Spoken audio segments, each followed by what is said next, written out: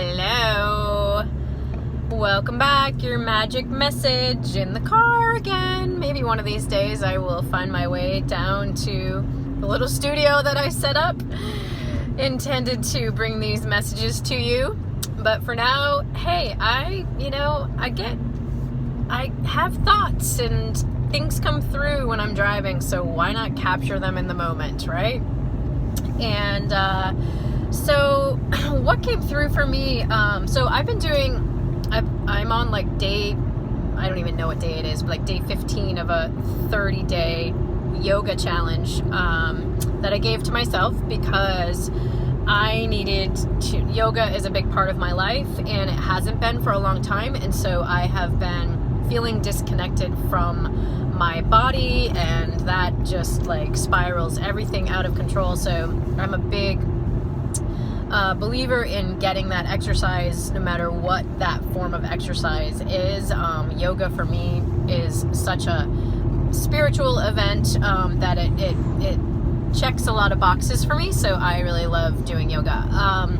But at the end of my yoga practice, which generally, you guys, is like 10 or 15 minutes long, so don't put that thought out there that you don't have time to do yoga, because if I've got time to do yoga, you've got time to do yoga. You just have to make the decision to schedule it into your day.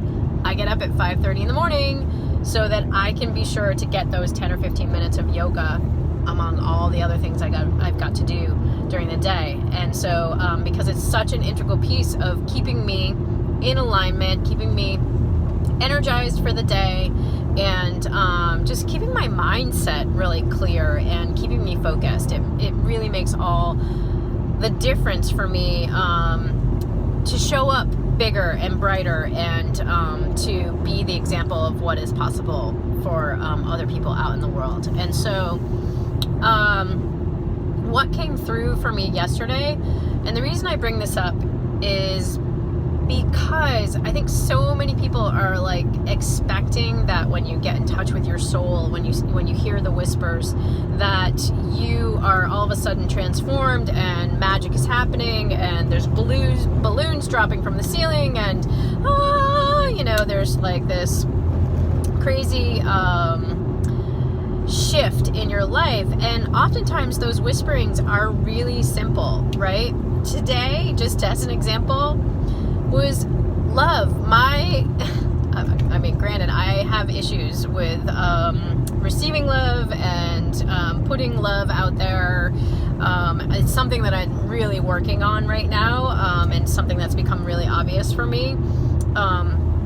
And just sidebar, love, literally, if you can get into a state of love. Okay, back it up.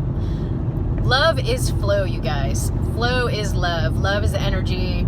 Energy is love. And so it's kind of it's the magic sauce that makes all the things go around, right? So if I am struggling to receive love, then guess what? I'm struggling to receive money.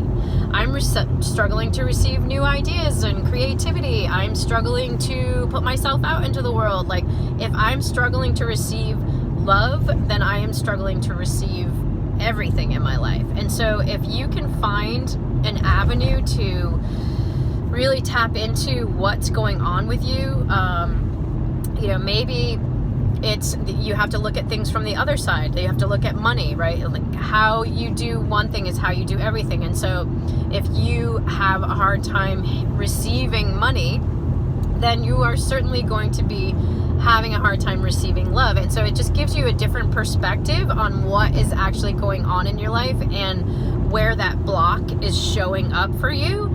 So you can reflect on it from two different angles, right? That's a lot of what Amanda and I do in Connected Growth, is we reflect on things from a state of feng shui and your space, and what's going on in your space and how that's reflecting in your life, where you're blocking yourself in your home or your office. And then Amanda's side of it is, with the life coaching, is looking at your thoughts. Like, what limiting thoughts are just on repeat in your mind that are literally holding you back, right?